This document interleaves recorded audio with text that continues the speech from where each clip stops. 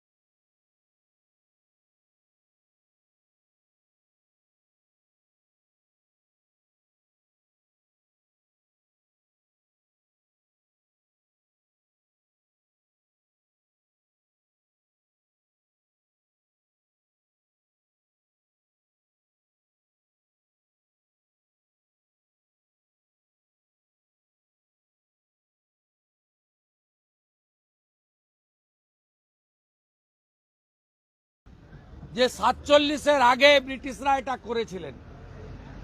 আমরা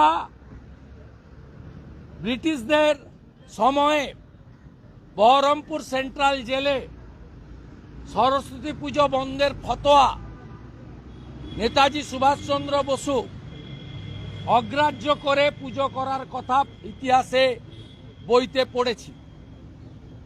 আমরা এবারে যা দেখেছি, আপনারা যা দেখেছেন, ভয়ঙ্কর। বিধানসভার সেশন চলছে, প্রায় প্রত্যেক দিন question answer, mention, calling attention, adjournment motion এরা শিডিউল থেকে আউট করে দিয়েছে। গত সপ্তাহে একটাও স্কোপ দেয়নি। এই সপ্তাহে যে 4 দিন হবে বলে বলেছে আপাতত, তাতে এই অ্যাডজর্নমেন্ট মোশন এবং কলিং অ্যাটেনশন সহ গুরুত্বপূর্ণ বিষয় দেওয়ার 2 দিন ছিল, সোম আর বুধ। আমরা বিজেপি পরিষদীয় দল সরস্বতী পুজো বাধা দান নিয়ে মুলতবি প্রস্তাব আনার সিদ্ধান্ত নিয়েছিলাম। আর বুধবার দিন চা বাগানের জমি 30% বেসরকারীকরণ করে চা শ্রমিকদের চা বাগানের সর্বনাশের ঘণ্টা মমতা ব্যানার্জি বাজাতে চান, তার বিরুদ্ধে অ্যাডজর্নমেন্ট মোশন আনার সিদ্ধান্ত নিয়েছিলাম। আজকে সোমবার, পুলিশ মন্ত্রীর ডে, হোম ডিপার্টমেন্টের ডে, একটা কোশ্চেন অ্যান্সার নেয় না। গত 4.5 বছরের অধিক, মে মাসে 5 বছর হবে, 4 বছর হবে, একদিনও পুলিশ মন্ত্রী তথা স্বরাষ্ট্রমন্ত্রীকে, আগে বৃহস্পতিবার ছিল আসেননি, এখন সোমবার, আজকে আসেননি।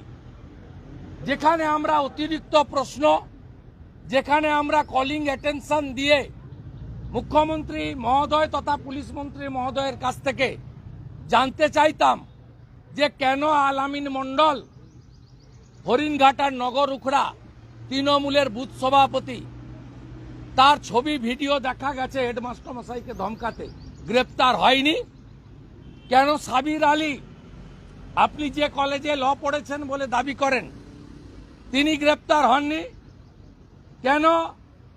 একাধিক বিদ্যালয়ে প্রধান শিক্ষকরা অন্য ধর্ম মানেন বলে তারা বলেছেন সরকারি নির্দেশ নেই, ফান্ড নেই, পুজো করব না।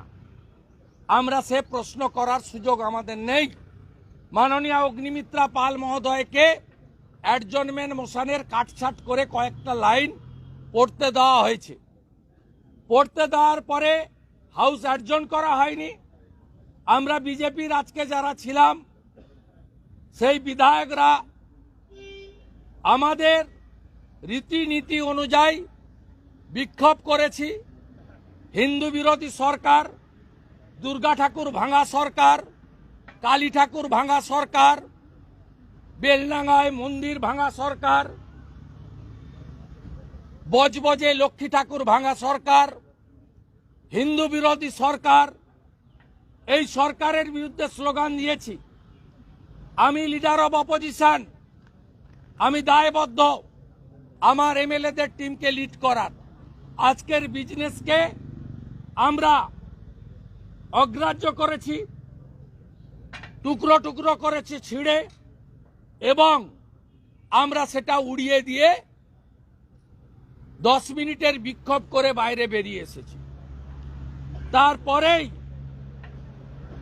আমরা যখন বিক্ষোভ বাইরে করছি তখন আগে থেকে সাজানো প্লট অনুযায়ী বিরোধী দলনেতাকে টার্গেট করে অন্যান্য বিজেপির যারা সোচ্চার এমএলএ থাকেন তাদের টার্গেট করে, যারা কোশ্চেন অ্যান্সারে ডিবেটে ভালো পার্টিসিপেট করেন তাদের টার্গেট করে বিধানসভায় উপস্থিত না থাকা সত্ত্বেও বিশ্বনাথ কারককে সাসপেন্ড করেন। আর যিনি মুভার, যিনি তার আসন থেকে প্রতিবাদ করছিলেন, আমি ওয়েলে নেমেছি, কিন্তু বঙ্কিম ঘোষ বা অগ্নিমিত্রা পাল ওয়েলে নামেনি, তাদেরকেও সাসপেন্ড করা হয়েছে। এটা বিরোধী দলনেতা সহ বিজেপি এমএলএদের চতুর্থ সাসপেনশন।